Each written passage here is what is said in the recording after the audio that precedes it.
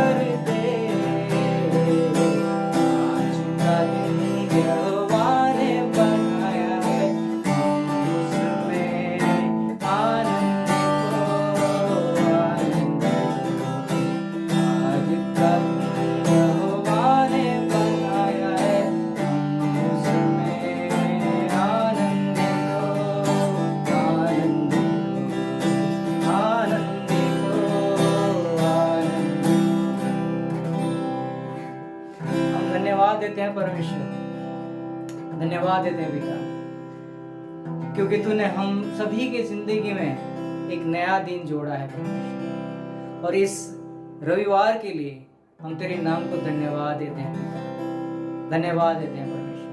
हे परमेश्वर, तू महान है राजा। हे पिता, आज शाम की सभा में तू हम सभी को तेरे आशीष से भर दे परमेश्वर। धन्यवाद देते हैं पिता, धन्यवाद देते हैं पिता।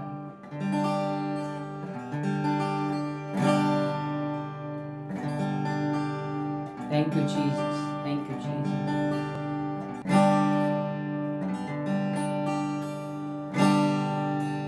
सागर से भी गहरा,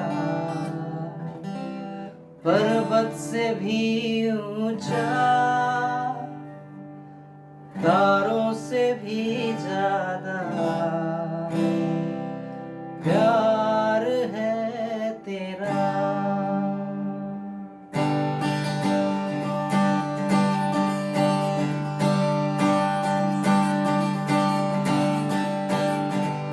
सागर से भी गहरा, पर्वत से भी ऊंचा, तारों से भी ज्यादा प्यार है तेरा। सागर से भी गहरा, पर्वत से भी ऊंचा, तारों से भी ज्यादा प्यार है तेरा। प्यार है, तुझसे ही प्यार है, प्यार है, तुझसे प्रभु। प्यार है, तुझसे ही प्यार है, प्यार है, तुझसे यीशु। हालेलुया, हालेलुया, प्यार है तुझसे। हालेलुया, हालेलुया, प्यार है तुझसे। प्यार है, तुझसे ही प्यार है, प्यार है, तुझसे प्रभु। प्यार है, तुझसे ही प्यार है, प्यार है, तुझसे प्रभु। सागर से भी गहरा, पर्वत से भी ऊंचा, तारों से भी ज्यादा प्यार है तेरा। या प्रभु, थैंक यू जीसस, यीशु मास्टर, धन्यवाद देते हैं पिता। हाँ पिता, तेरा प्यार सागर से भी गहरा है परमेश्वर, तेरा प्यार तारों से भी ज्यादा है परमेश्वर। धन्यवाद देते हैं पिता, धन्यवाद देते हैं परमेश्वर, धन्यवाद देते हैं पिता। ये पिता, अब जब हम तेरे वचन सुनने के लिए तैयार हैं परमेश्वर, तो हमारे साथ रहे परमेश्वर, तेरी उपस्थिति होने दे परमेश्वर। ये पिता, आगे का सारा समय हम तेरे हाथों में सौंपते हैं। ये छोटी सी दुआ तेरे मीठे और प्यारे नाम से मांगते हैं, सुन और कबूल कर, आमीन। कलीसिया में आपका स्वागत करता हूँ इस शाम के लिए। मैं प्रभु का धन्यवाद करता हूँ कि प्रभु ने मुझे यह अवसर दिया यहाँ पर आकर आपके लिए, कलीसिया के लिए ये वचन दूँ। हम प्रभु का धन्यवाद करते हैं उस सब बात के लिए जो प्रभु ने आज तक हमें संभाल के रखा है।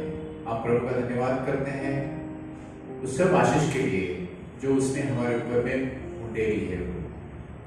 हम प्रार्थना करते हैं, प्रभु को धन्यवाद करते हैं कि आज तक हमें और हमारी कलीसिया को प्रभु ने संभाल के रखा है। उसके लिए वचन शुरू करने के पहले आइए प्रार्थना करते हैं। प्रभु हम तेरी स्तुति करते हैं, तेरे नाम को धन्यवाद देते हैं शाम के लिए। प्रभु हम प्रार्थना करते हैं, मैं जो वचन बांटने जा रहा हूँ प्रभु, वो वचन मेरे तरफ से ना होकर तेरे पवित्र आत्मा द्वारा प्रेरित होकर कलीसिया तक पहुंचे, ताकि मेरा जीवन और कलीसिया का जीवन बदल जाए। ये वचन सुनने के बाद तो ये हमें तो छू ले प्रभु। इस समय हम तेरे हाथ में सौंपते हैं, मैं अपने आप को तेरे हाथ में सौंपता हूँ, कलीसिया को तुम्हारे हाथ में सौंपते हैं। प्रभु यीशु मसीह के नाम से मांगते हैं, आमीन।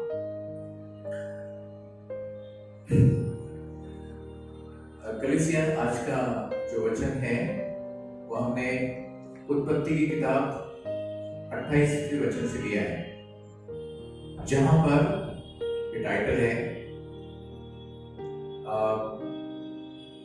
याकूब के साथ परमेश्वर की आकस्मिक भेंट। याकूब के साथ परमेश्वर की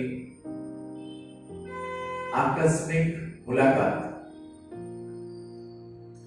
अगर हम लोग पुराने करार में जाते हैं तो वहां पर हम देखते हैं कि अब्राहम के पुत्र इसहाक थे और इसहाक के 2 पुत्र थे।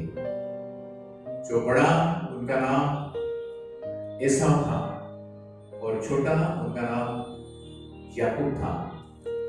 हम लोग यहाँ पर देखते हैं कि जो बड़ा बेटा है वो इसहाक का बहुत प्यारा था, लाडला था, और छोटा बेटा अपनी माँ रिबेका उनका लाडला था। तो माँ की नजरों में अपना छोटा बेटा आगे जैसा उससे लगता था, और इसहाक को वो लगता था कि मेरा बेटा, बड़े बेटा, उसको मैं आशीष दूं। कहानी बड़ी मनोरंजक है। हम लोग यहाँ पर देखते हैं कि इसहाक वो बहुत एडवांस एज में गए, बूढ़े हो चुके थे, और उनको लगा था कि वो कभी भी प्रभु के पास जा सकते हैं। तो उन्होंने इस एसाव को बोला। यहाँ पर एसाव वो शिकार करने में बहुत माहिर थे, और जैसे छोटा बेटा याकूब वो नहीं थे। तो हम देखते हैं कि उसने अपने बड़े बेटे को बुलाया, एसाव को, और उन्होंने कहा कि बेटा मेरे लिए अच्छा एक शिकार करके लाओ आप, ताकि तू पकाएगा और वो मैं खाऊंगा, जो स्वादिष्ट भोजन है वो मैं खाऊंगा। और जब ये बात कर रहा था इसहाक एसाव के साथ, ये जब भी बात कर रहे थे, और उन्होंने कहा कि उसके बाद में मैं तुम्हें अच्छा आशीष दूंगा जो बड़े बेटे को मिलना चाहिए विरासत में। ये जब ये बात संभाषण उनका चल रहा था, तभी उनकी पत्नी, इसहाक की पत्नी रिबेका ये सब सुन रही थी। जैसे उसने सुना, उनको ऐसा लगा कि ये आशीष सब बड़े बेटे को चले जाएगी। फिर उसने अपने छोटे बेटे को बुलाया और कहा कि मैं जो बोलती हूँ ध्यान से सुनो। उन्होंने कहा कि आप एक काम करो, 2 बकरे, 2 मेंढी वो अच्छे से पकड़ के लाओ, मोटे मोटे, और वहां पर उनको लेकर आओ, और तुम्हारे पिताजी को जो अन्न स्वादिष्ट लगता है वो मैं पकाऊंगी और आपको दूंगी, और और आप अपने डैडी के पास जाओ और उनको बताओ कि मैं ऐसा हूं। अभी बात ऐसा है कि वो टाइम को बूढ़े होने की वजह से उनको बराबर दिखता नहीं था। तो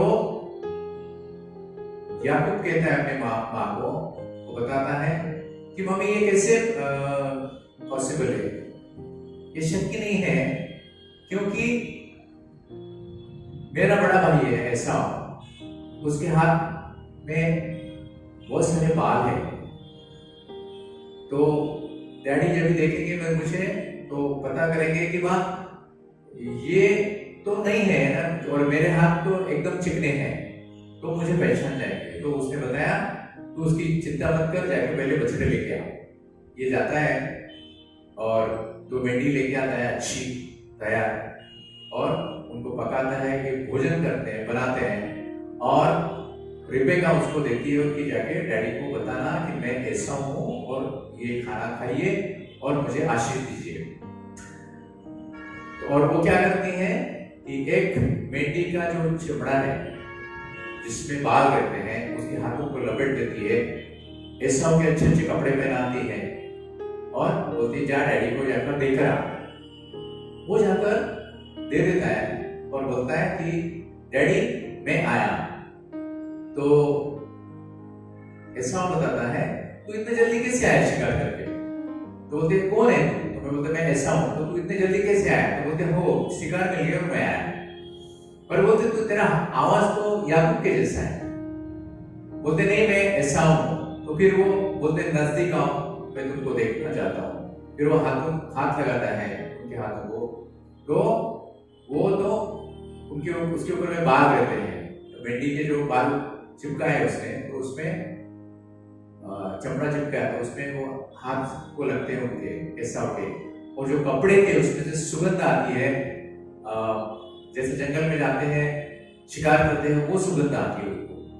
तो उनको लगता है कि ऐसा है, खाना अच्छा खाते हैं और याकूब को वो आशीष देते हैं। यहां तक तो ठीक है। थोड़ी देर के बाद में और वो वहां से गायब हो जाता है। थोड़ी देर के बाद में बड़े बेटे शिकार करके आते हैं और बोलते हैं डैडी ये मैंने खाना लाया तुम्हारे लिए। तो बोलते जो आदमी जो आकर गया वो कौन है? और उसने तो मेरा आशीष लेकर गया। तो ऐसा बोलता है कि मैं नहीं था। बाद में इसहाक उनको बताता है कि तुम्हारा छोटा भाई आकर धोखे से तुम्हारा आशीष लेकर गया, अभी मुझे तुम्हारे पास में आशीष देने के लिए कुछ नहीं है। हम यहाँ देखते हैं कि वो बहुत रोता है, जोर जोर से रोता है, उसे डैडी कुछ तो आशीष दो। पर वो उनको आशीष देते बाद में, और उनको आशीष देते हैं, परंतु उसको आशीष के बाद में उनको बताता है कि तू अपने बड़े छोटे भाई की सेवा करेगा। वो बहुत गुस्से में आ जाता है। वो बताता है कि मेरे डैडी का वो उसे बैर रखता है अपने छोटे भाई से। तो मेरे पिताजी का अंतकाल निकट है, वो जैसे ही खत्म हो जाएगा, मेरे पिताजी चल बसेंगे, तो मैं मेरे भाई को मारूंगा, उसकी जान ले लूंगा। ये बात उनकी मम्मी सुनती है, उनके तक जाती है। वो बोलती है कि बेटा तुम यहां मत रहो, तुम मेरे भाई के पास जाओ। और उनका भाई लबान करके है, वो हरन में रहता है, यानी वहां से कम 5000 किलोमीटर।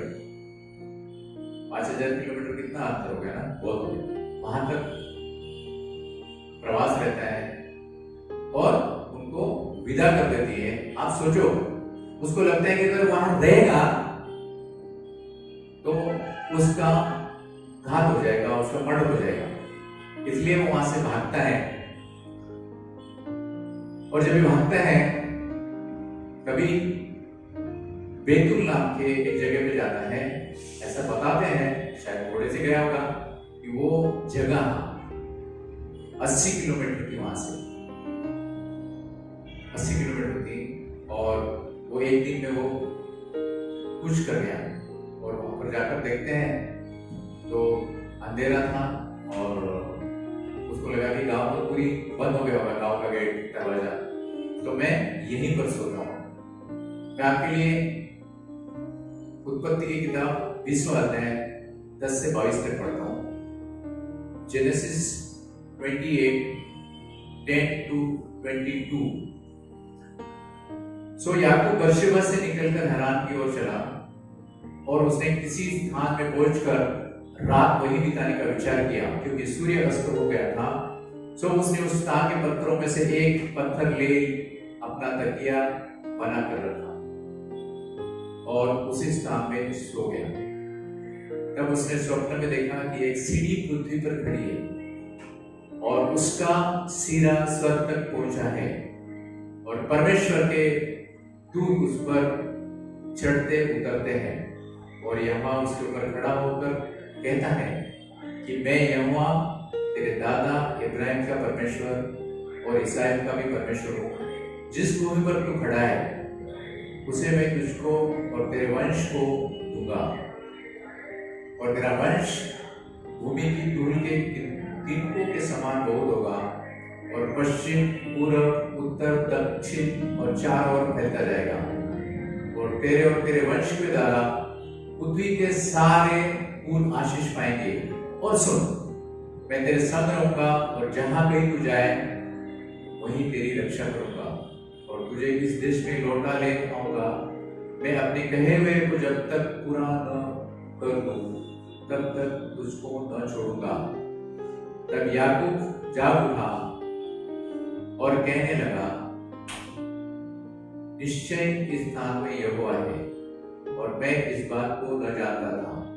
और भय खाकर उसने कहा, यह स्थान क्या ही भयानक है, यह तो परमेश्वर के भवन को छोड़ और कुछ नहीं हो सकता, वरना यह स्वर्ग का फाटक ही भी होगा। और याकूब ने यह मन्नत मांगी, यदि परमेश्वर मेरे संग रहकर इस यात्रा में मेरी रक्षा करे और मुझे खाने के लिए रोटी और पहनने के लिए कपड़ा दे और मैं अपने पिता के घर में कुशल क्षेम लौट आऊं, तो यहोवा मेरा परमेश्वर ठहरेगा और वह यह पत्थर जिसका मैंने खंभा खड़ा किया है परमेश्वर का वचन ठहरेगा और जो कुछ तू मुझे देगा। याकूब कहता है, और जो कुछ तू मुझे देगा उसका दशमांश मैं अवश्य ही तुझे दिया करूंगा। आप समझ में आए?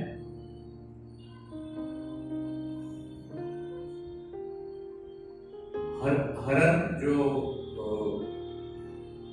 उनके मामा का गांव था, देश था, और ये जो कनान देश में ये याकूब और उसके पिताजी, माताजी और बड़े भाई रहते थे। वो बर्शेबा यानी कनान देश जो परमेश्वर ने दी हुई भूमि थी उनको, वहां से लेकर वो चले गया। उसको ये मालूम था मैं नहीं जाऊंगा तो मेरा बड़ा भाई मेरा कत्ल करेगा, मारेगा मुझे। और क्योंकि उन्होंने कहा है उत्पत्ति 27:41 में कहा है, एसाव ने तो याकूब से अपने पिता के लिए आशीर्वाद के कारण पैर रखा। सो उसने सोचा कि मेरे पिता के अंतकाल का दिन निकट है और फिर मैं अपने भाई याकूब का घात करूंगा। तो वहां से चलता है, अगर नहीं जाता है तो मरता है। तो सोचो वो वहां से चले गया और बेतुल नाम के एक गांव में उसके बाहर वो सो गया। आप सोचो कितना डरा हुआ होगा, अकेला जा रहा है जान से भागकर, क्योंकि उसको मालूम था कि बड़ा भाई उसे मारेगा और इतना डरा हुआ था भय के कारण, उसको कुछ समझ में नहीं आ रहा था क्या करने का है। अगर आपकी परिस्थिति, मेरी परिस्थिति, मुझे नहीं मालूम आपकी परिस्थिति क्या है, परंतु हो सकता है आप डरे हो, आप परेशान हो, आपको लगता है परमेश्वर मेरी प्रार्थना नहीं सुन रहा है, आपको लगता है कि मेरा कुछ नहीं होने वाला। ये जो कहानी है, ये जो जो बाइबल के वचन है, याकूब की कहानी है, आपको एक नया जीवन देगी। फिर उसने क्या किया? एक पत्थर उठाया, बहुत सारे पत्थर थे वहां, पत्थर उठाया और पत्थर सिरहाने रखकर वो सो गया। ये जो पत्थर है वो उनके लिए एक पत्थर में सिर रख के सोने की उनके लिए एक अलौकिक घटना साबित हुई। हम देखते हैं वहां पर बहुत सारे पत्थर थे और आपको उसको लगता था कि वहां पर आराम मिलेगा, परंतु आराम नहीं मिलेगा। वहां पर आपको लगता है कि कोई आपके साथ में हो, आपके साथ में बात करेगा, आपके साथ में बात कोई नहीं करेगा। जेकब के साथ, याकूब के साथ कोई बात नहीं किया, परंतु वहां पर बहुत सारे पत्थर थे।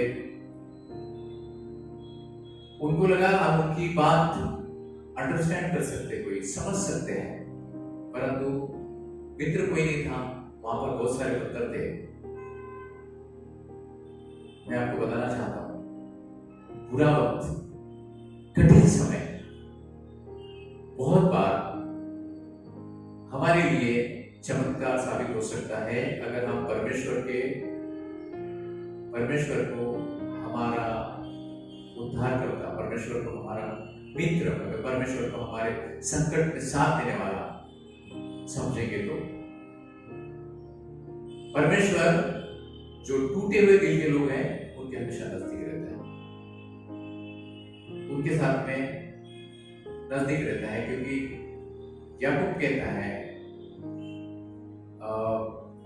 कहता है वो वचन है स्तोत्र संहिता, भजन संहिता 34:18, भजन संहिता 34:18, यहोवा टूटे मन वालों के समीप रहता है और पिसे हुए का उद्धार करता है। समझ में आया? क्योंकि याकूब ने उत्पत्ति 35:3 वचन में बताया है, और आओ हम यहां से कुछ करके बेतल को जाए, जहां पर उन्होंने वहां पर पत्थर सिराने रखकर सोए, और मैं ईश्वर के लिए वेदी बनाऊंगा जिसने संकट के दिन मेरी सुन ली, और जिस मार्ग से मैं चलता था उसमें मेरे संग रहा। यानी संकट के समय परमेश्वर मेरे संग रहा। आप और मैं अगर संकट में है, तकलीफ में है, तो परमेश्वर हमारे संग में है, क्योंकि परमेश्वर कहता है यहोवा टूटे मन वालों के समीप रहता है और पिसे वो का उद्धार करता है। उसके बाद में उस पत्थर लेकर उसने अपने सर रखा वहां पर। आपको मालूम है पत्थर का मतलब क्या है? अगर हम लोग भजन संहिता 61 दूसरा वचन सुनते हैं, एक पहला और दूसरा वचन, उसमें लिखा है कि हे परमेश्वर मेरा चिल्लाना सुन, मेरी प्रार्थना की ओर ध्यान दे। मूर्छा खाते समय मैं पृथ्वी की जोर से तुझे पुकारूंगा। जो चट्टान मेरे लिए ऊंची है उस पर मुझको ले चला। यानी चट्टान प्रभु यीशु मसीह, चट्टान प्रभु यीशु मसीह के बारे में बात करती है। मेरा और आपका दिल एकदम परेशान है, और अपने को लगता है कि दुनिया में सब कुछ अभी बिखर गया है। ये दुनिया में मेरे लिए कुछ नहीं बचा है, अभी मैं परेशान हूं, मेरा कुछ ठीक नहीं होने वाला। तो आप अपने विचार, अपनी कल्पनाएं, आपके जो निर्णय लेते हैं, आपकी पर्सनल कल्पनाएं, पर्सनल विचार, व्यक्तिगत विचार, उसके ऊपर में हावी मत होने दीजिएगा। उससे अच्छा परमेश्वर का जो वचन है उसके साथ आपको साथ में रहना है, उसको आपको पढ़ना है, ना कि आपकी भावनाओं को, आपके निर्णय के ऊपर में अमल कराना है, परंतु परमेश्वर के वचन के अनुसार आपको चलना है।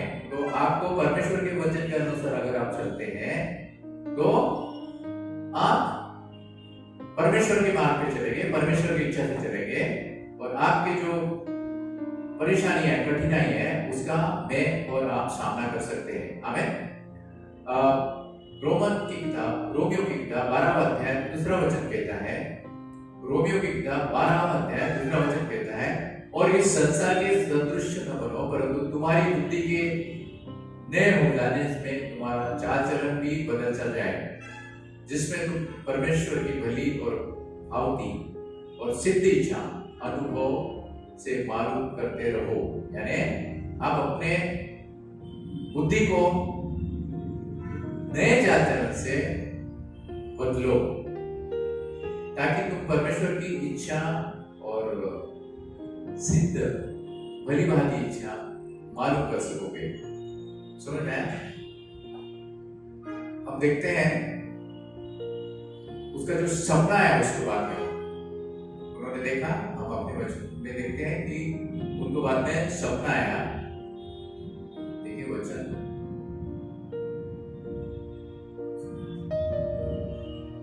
हाँ 15वें वचन, हाँ 12वां वचन कहता है, तब उसने स्वप्न में देखा कि एक सीढ़ी पृथ्वी पर खड़ी है और उसका सिरा स्वर्ग तक पहुंचा है, और परमेश्वर के दूत उस पर चढ़ते और उतरते हैं। अभी उसने सपना देखा, उसने पत्थर के ऊपर जो सर रखा, सो गया, और बाद में उसने सपना देखा।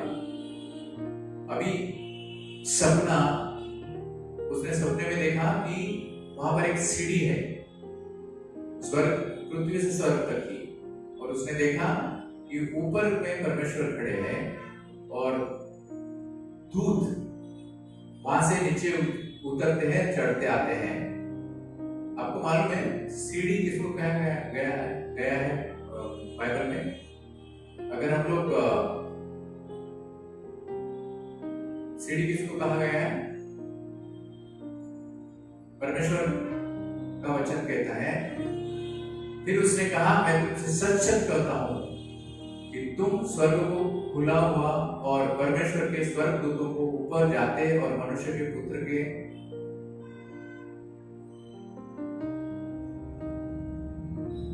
जाते हुए देखोगे। यानी जो सीढ़ी है वो प्रभु यीशु मसीह है। यानी आप या मैं, और वो प्रभु यीशु मसीह के जरिए, आपको याद है आदमी का जो ये है रिश्ता है, वो परमेश्वर से टूट गया था, और हमारा परमेश्वर के साथ वापस से मेल मिलाप तभी हुआ जब प्रभु यीशु मसीह ने मेरे लिए और आपके लिए सूली पे अपनी जान दी और हमारा उद्धार के लिए मार्ग खुला किया।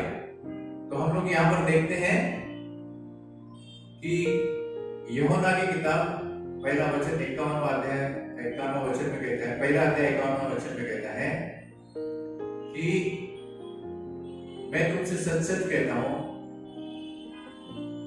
कि आप स्वर्ग खुला हुआ देखेंगे और परमेश्वर के दूतों को ऊपर जाते हुए और मनुष्य पुत्र के पास में जाते हुए, मनुष्य के पुत्र के पास से जाते हुए परमेश्वर की तरफ में देखोगे। तो जो सीढ़ी है वो है प्रभु यीशु मसीह, और परमेश्वर तक के जाने का, स्वर्ग तक जाने का जो मार्ग है वो सिर्फ प्रभु यीशु मसीह है। और मैंने और आपने अपने कर्मों के ऊपर में स्वर्ग में जाने की कोशिश नहीं करना चाहिए। आपको ये देखना है, आप अपने आप भरोसे के ऊपर में ट्राई करके, आपके बिहेवियर के, आपके काम के ऊपर में ट्राई करके स्वर्ग में जाना चाहते हैं, या आपको जो सीढ़ी है, जो प्रभु यीशु मसीह है, उनके जरिए स्वर्ग में जाना है। वो आपको और मुझे सोचना है। आपको उत्पत्ति की किताब 11-12 अध्याय में आपने देखा है। और उसने किसी स्थान में पहुंचकर रात को ही बिताने का विचार किया कि सूर्य अस्त हो चुका था, और उसने उस स्थान के पत्थरों में से एक पत्थर ले अपना तकिया बनाकर रखा और उसी स्थान में सो गया। तब उसने स्वप्न में देखा कि एक सीढ़ी पृथ्वी पर खड़ी है और उसका सिरा स्वर्ग तक पहुंचा है और परमेश्वर के दूत उस पर चढ़ते और उतरते हैं। आपको ये सीढ़ी दूसरे लेवल पे लेकर जाएगी, मुझे और आपको। हम जो है उससे अगर हम प्रभु यीशु मसीह के जरिए, प्रभु यीशु मसीह का आज्ञा पालन के जरिए दूसरे लेवल पे जा सकते हैं। ये हमारी लेवल के ऊपर में। और तभी देखते हैं कि परमेश्वर ने बताया कि मैं तुम्हें ये सभी दूंगा, तुझे और तेरे लोगों को, तेरे से जो लोग हो जाएंगे आगे, उनके जरिए मैं तुमको दे दूंगा और मैं तुम्हारे साथ में रहूंगा। आपने देखा है, देखो सुनो परमेश्वर कैसा है। वो सिर्फ अपने डैडी को, पापा को धोखा देकर आया था और अपने भाई से भाग कर आया था। उसे अपना फ्यूचर, अपना भविष्य अंधकार में दिख रहा था। और जब सोता है तभी परमेश्वर कितना दयालु है, वो उसे ये वादा करता है कि मैं तुझे और तेरे पौत्रों को ये जगह दे दूंगा, आशीष दूंगा तुझे। अगर आप ये सुन रहे हैं,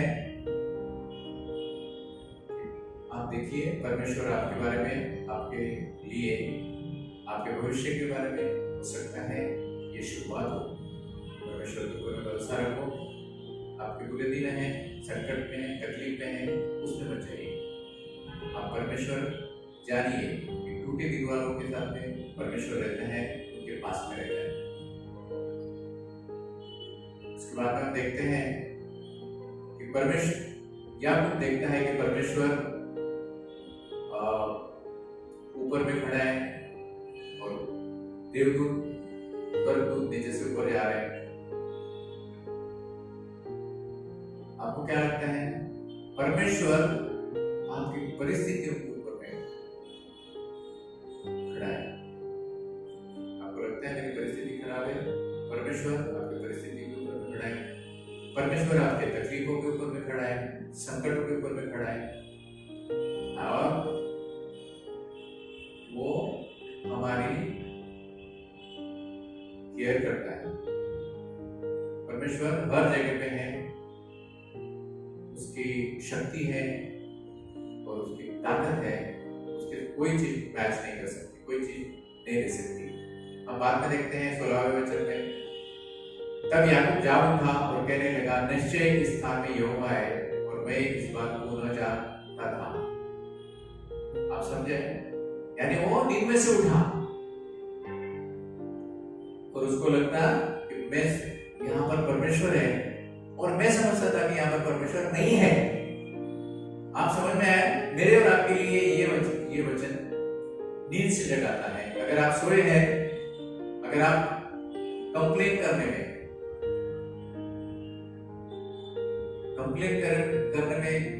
है, तत्पर है, तो उसमें से जाग जाइए। अगर आप किसी बारे में तकरार करने के में उलझे हो, सोए हो उसमें, तो उसमें से उठ जाइए। आप बहुत बार अपने को लगता है मेरी परिस्थिति कुछ ठीक नहीं है, अपने आप के लिए बहुत खराब लगता है, उसमें से आप उठ जाग जाइए।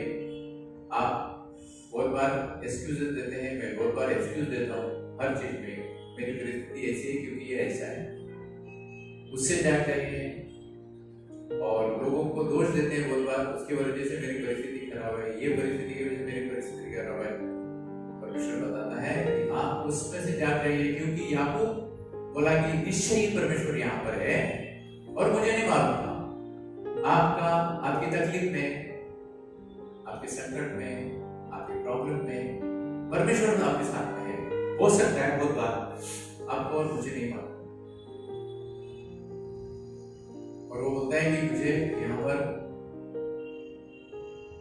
बहुत बार ऐसा लगता है कि हार्ड टाइम है, तकलीफ है। हम लोग बहुत बार परमेश्वर को भी दोष देते हैं। आप समझ में आए? बहुत बार परमेश्वर को भी दोष देते हैं। हम यहाँ पर देखते हैं कि वो लूज जो जगह थी वहां पर गया और वो जगह, उसका नाम ऐसा बताते हैं कि जहाँ पर मैंने आपको बोला कि बेतुल है, वो बेतुल नाम बाद में रखा गया है। उसका नाम पहले लूज था। वो हो सकता है ऐसा कि वो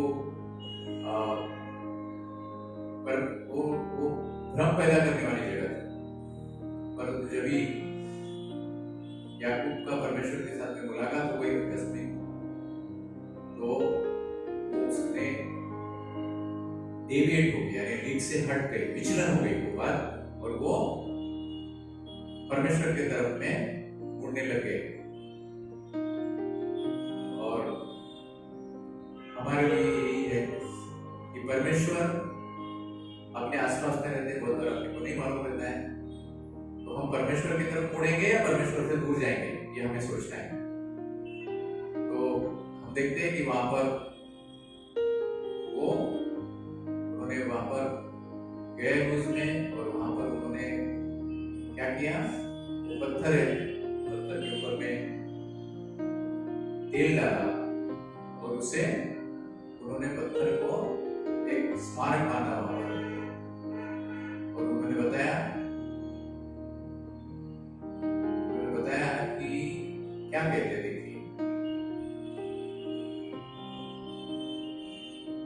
उन्होंने बताया कि ये 17 में लिखते वो कि उन्होंने बताया कि ये, और भय खाकर उसने कहा कि यह स्थान तो क्या ही भयानक है, यह तो परमेश्वर के भवन को छोड़ और कुछ नहीं हो सकता, वरना यह स्वर्ग का फाटक ही होगा। उन्होंने बताया ये बहुत औसम जगह है, भयानक जगह है, ये परमेश्वर के जगह से कोई दूसरी जगह नहीं हो सकती है। उन्हें पक्का मालूम पड़ा कि ये परमेश्वर की ही जगह है। यानी उसे पता चला, जो आदमी चीटर था, धोखा देने वाला था, अपने डैडी को धोखा दिया, अपने भाई से भाग कर आया, उसी ज्ञान हो गई बात कि परमेश्वर इस जगह में है। और वो बताता है, क्या कहता है, वो जगह उसने कि एक जगह पे वो खंबा पिलर खड़ा किया, और उसने, हम लोग देखते हैं कि उसने बताया कि ये जगह वो है जहां पर परमेश्वर से मेरी मुलाकात हुई, और ये मेरे लिए और मेरे पुत्रों के लिए ये स्मारक रहेगा। और वो क्या कहता है, तब तक परमेश्वर को नहीं मानता था, क्योंकि हम देखते हैं कि परमेश्वर ने भी उनको बताया 13वें वचन में, मैं यहोवा तेरे दादा अब्राहम का परमेश्वर और तेरे इसहाक का भी परमेश्वर हूँ, जिस भूमि पर तू लेटा है। यानी परमेश्वर ने उसको माना नहीं तभी तक अपना, क्योंकि याकूब परमेश्वर को अपना नहीं मानता था। मेरे लिए और आपके लिए ये है कि इसहाक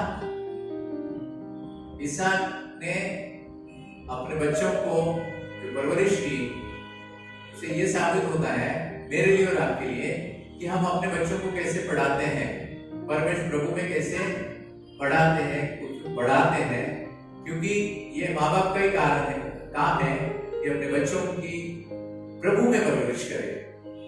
तभी बच्चों को बच्चे परमेश्वर को के आगे चलते रहेंगे, और परमेश्वर बच्चों को कभी छोड़ेगा नहीं। यहाँ पर देखते हैं हम लोग 22वें वचन में, उसने कहा कि और यह पत्थर जिसका मैंने खंबा खड़ा किया है परमेश्वर का भवन ठहराएगा, और जो कुछ तू मुझे दे उसका दशमांश अवश्य ही तुझे दिया करूंगा। यानी याकूब कहता है कि उन्होंने मन्नत मानी, याकूब ने तभी मन्नत मानी और उन्होंने बताया, यदि परमेश्वर मेरे संग रहकर इस यात्रा में मेरी रक्षा करे, यानी हरत तक जाने की यात्रा में रक्षा करे, और मुझे खाने के लिए रोटी और पहनने के लिए कपड़ा दे, और मैं अपने पिता के घर में कुशल क्षेम लौट आऊंगा वापस से कनान देश में, तो यहोवा मेरा परमेश्वर ठहरेगा। यानी उसने तभी तक अपने यहोवा को अपना परमेश्वर नहीं माना था। वो बोलता है कि अगर परमेश्वर मेरे संग रहकर यात्रा में मेरी रक्षा करे और मुझे खाने के लिए रोटी और पहनने के लिए कपड़ा दे, और मैं अपने पिता के घर में कुशल क्षेम लौट आऊं, तो यहोवा मेरा परमेश्वर ठहरेगा, और यह पत्थर जिसका मैंने खंभा खड़ा किया है परमेश्वर का भवन ठहरेगा, और जो कुछ तू मुझे दे उसका दशमांश अवश्य ही तुझे दिया करूंगा। यानी परमेश्वर के पूरे मेरे लाइफ में, मेरे पूरे जीवन में मैं परमेश्वर के लिए तू जो भी मुझे कमाई देगा उसमें मैं 10वां भाग तुझे दूंगा। और वो बोलता है कि मेरा जीवन पूरा तुझे अर्पण करूंगा। आज मेरे लिए और आपके लिए ये परमेश्वर का वचन कहता है कि परमेश्वर तक जाने के लिए हमारे पास में जो सीढ़ी है वो प्रभु यीशु मसीह है। हमें ये देखना है कि क्या हम लोग उस सीढ़ी उपयोग में लाते हैं या अपने ही भरोसे पे, अपने अच्छे कर्मों से, अपने अच्छे रहन सहन की वजह से परमेश्वर की तरफ में जाने की सोच रहे हैं। क्योंकि परमेश्वर, बाइबल कहती है हम परमेश्वर के पास टिकट प्रभु यीशु मसीह के बिना नहीं जा सकते, क्योंकि परमेश्वर से जो हम लोग जो अलग हो गए थे, बिछड़ गए थे, वो प्रभु यीशु मसीह के सैक्रिफाइस की वजह से, प्रभु यीशु मसीह के सूली पर जाने की वजह से हम लोग वापस से परमेश्वर के साथ मेल मिलाप करने लगे। प्रभु यीशु मसीह की वजह से, उनके बलिदान की वजह से मेरा और आपका उद्धार का मार्ग खुला हुआ। मैं आपको ये बताना चाहता हूँ, हो सकता है आपकी परिस्थिति कठिन हो सकता है आप परेशान हो सकता है आपको लगता है कि अभी कुछ ठीक नहीं होने वाला है। परमेश्वर की तरफ में तकलीफ के दिनों में परमेश्वर हमारे साथ में, हमें सिर्फ वो एहसास कराना है, हमें विश्वास करना है। आज हम लोग, और क्योंकि जो परमेश्वर के निकट जाने का जो मार्ग है वो है प्रभु यीशु मसीह। प्रभु यीशु मसीह के जरिए हमें शांति मिलती है, प्रभु यीशु मसीह के जरिए हमें चंगाई मिलती है, प्रभु यीशु मसीह के जरिए हमारे जीवन में परिपूर्णता आती है, प्रभु यीशु मसीह के जरिए हमें उद्धार मिलता है। क्या मैं और आप वो पाने के लिए इच्छुक है? क्या मैं और आप इनको कस में लेते हैं? विस्मय के परिस्थिति में परमेश्वर का हमें साक्षात्कार मिलता है, परमेश्वर की उपस्थिति का एहसास होता है, परमेश्वर से भेंट होती है, ये हमें देखना है। आज हम लोग प्रभु भोजन लेते हैं,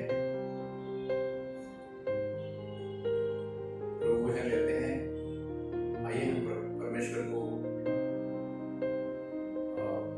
याद करते हैं जिस प्रभु यीशु मसीह ने मेरे लिए और आपके लिए बलिदान देकर परमेश्वर के साथ में जाने का रास्ता खुला किया है, उसको याद करते हैं। प्रभु यीशु मसीह के हर एक आशीष को याद करते हैं। 1-2 मिनट का टाइम लेते हैं। जिसने बपतिस्मा किया ना हो तो वो प्रभु भोजन ना लें, और अगर आपसे कुछ गलती हो गया होगा, आपकी कुछ परेशानी होगी, आपको लगता होगा कि आप परमेश्वर की इच्छा के विरुद्ध काम करते हैं, काम किया है, परमेश्वर से क्षमा मांगिएगा। ये रोटी ये प्रभु भोजन लेने के पहले 1-2 मिनट लेते हैं प्रभु भोजन लेने के पहले। जिस रात वह प्रभु यीशु मसीह पकड़वाए गए, उन्होंने रोटी ली और धन्यवाद करके रोटी तोड़ी और कहा, यह मेरी देह है जो तुम्हारे लिए है, मेरे स्मरण के लिए यही किया करो।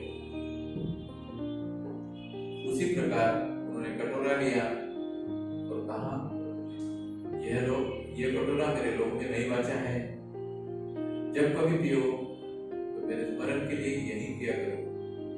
प्रभु ने कहा, क्योंकि जब कभी तुम यह रोटी खाते हो और इस कटोरे से पीते हो तो प्रभु की मृत्यु को जब तक वो वापस न आए प्रचार करते रहो।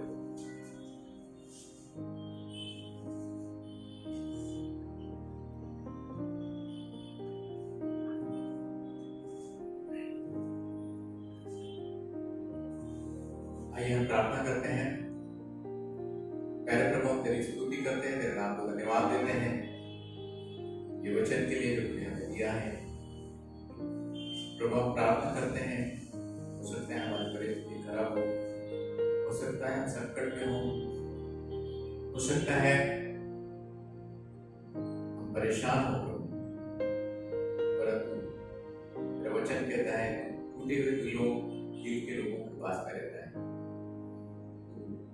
उनके पास में जाता है जिनके दिल टूटे हुए हो।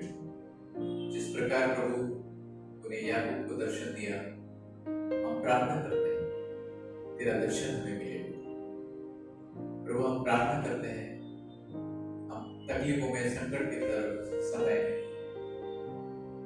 उदास ना हो, बल्कि तेरे पीछे बोले प्रभु, तेरे वचन पर चले प्रभु, ताकि प्रभु तेरा हमें दर्शन मिले, ताकि प्रभु तेरी शक्ति हमें मिले, ताकि प्रभु तेरा अनुग्रह हमें मिले। उस समय हम तेरे हाथ में सौंपते हैं, ये कलीसिया हम तेरे हाथ में सौंपते हैं, प्रभु यीशु मसीह के नाम से मांगते हैं। आइए हम आखिरी का गाना गाते हैं। धन्यवाद के साथ स्तुति गाऊंगा, है यीशु मेरे खुदा, उपकार तेरे हैं बेशुमार, कोटि कोटि स्तुति धन्यवाद। धन्यवाद के साथ स्तुति गाऊंगा, है यीशु मेरे खुदा, उपकार तेरे हैं बेशुमार, कोटि कोटि स्तुति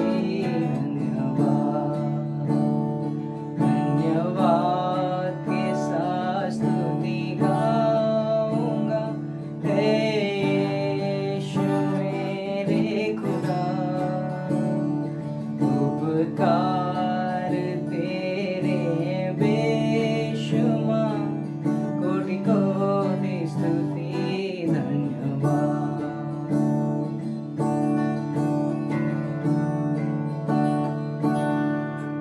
योग्यता से बढ़ के दिया है अपनी दया से तूने मुझे, योग्यता बढ़ के दिया है अपनी दया से तूने मुझे, मांगने से ज्यादा मिला मुझे, आभारी हूँ मैं, मांगने से ज्यादा मिला मुझे, आभारी हूँ।